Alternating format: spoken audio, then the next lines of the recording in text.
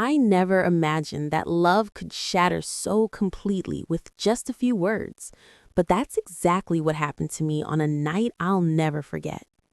Hi, I'm Elena, and this is the story of how the man I adored more than life itself looked me in the eyes and said, "Stop complaining. This is your level." Those words didn't just sting, they broke something deep inside me. For 6 years, Alex had been my everything.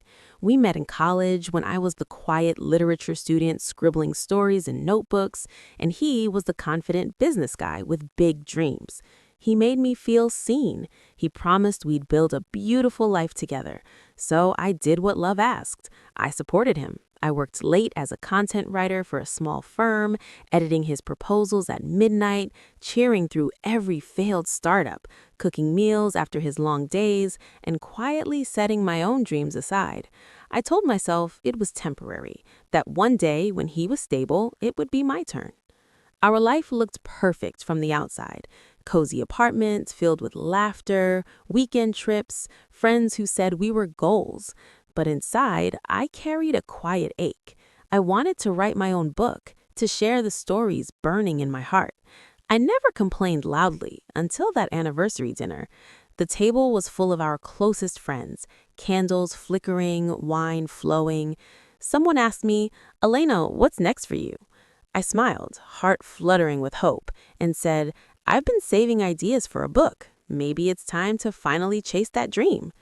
The room went still. Alex's smile faded.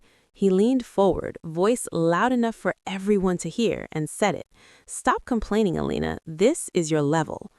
My cheeks burned. Forks froze midair. I felt exposed, small, destroyed in front of people I trusted. I forced a laugh, changed the subject, but inside I was crumbling. That night, as I lay beside him, tears slipped down my face in silence. How could the man who once called me his inspiration speak to me like that?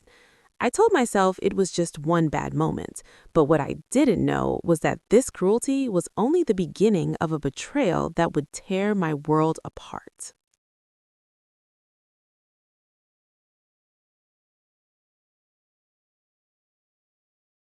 In the weeks that followed, everything shifted. Alex grew distant. His kisses became quick and cold. When I tried to talk about that night, he rolled his eyes. "It was a joke, Elena. You're too sensitive."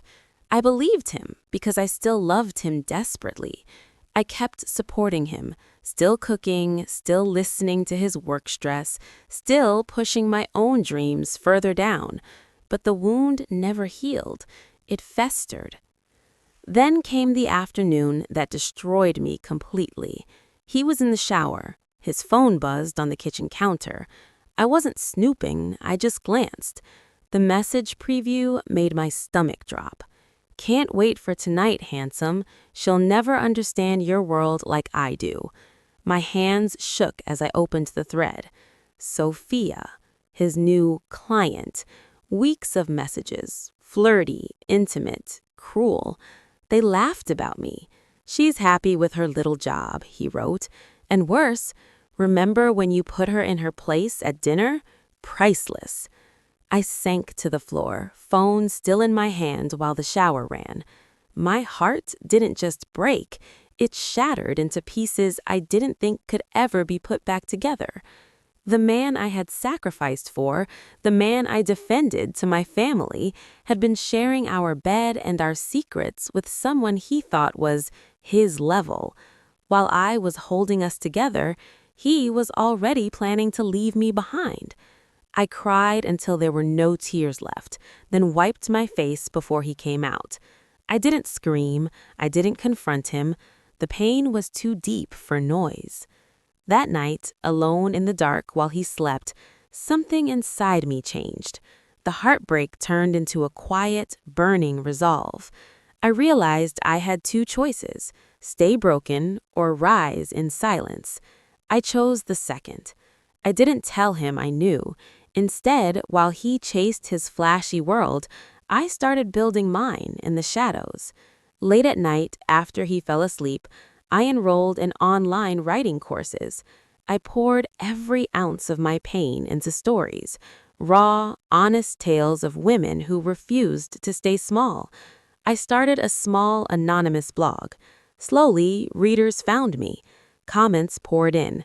"This is my story too. You gave me hope." Meanwhile, Alex's arrogance began costing him.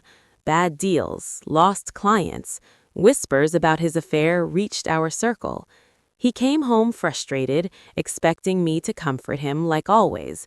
I did on the outside, but inside, I was no longer the woman who believed she belonged at his level. I was becoming someone new, stronger, worth more.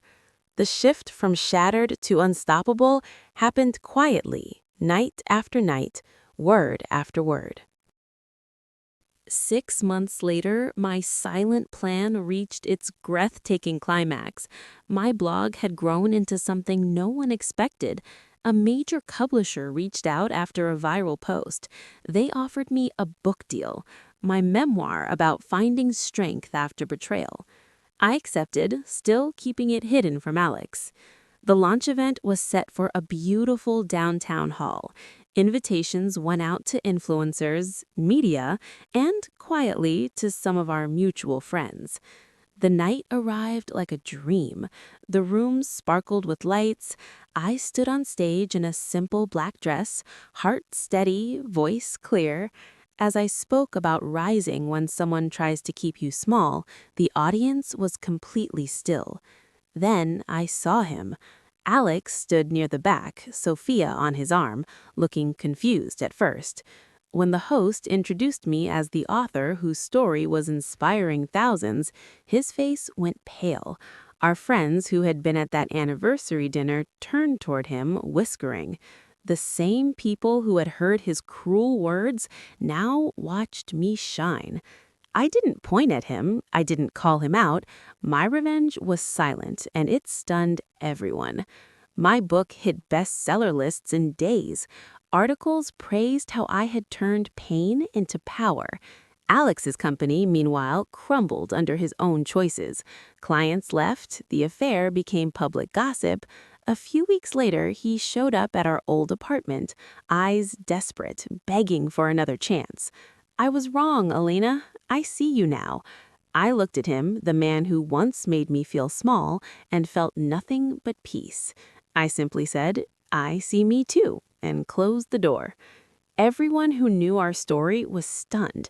The woman he told to stay at her level had soared far beyond anything he could touch. In the end, his words didn't destroy me. They lit the fire that freed me. Today, I sit here with my published book in my hands and a heart that feels whole again. The moral of my story is simple but powerful. Never let anyone else decide your level. Your worth is not up for debate. When betrayal tries to break you, choose silence as your greatest strength. Rise quietly, work fiercely, and let your life become the answer they never saw coming. I found my peace not in loud revenge, but in becoming the woman I was always meant to be. And that, my friends, is the most beautiful ending of all.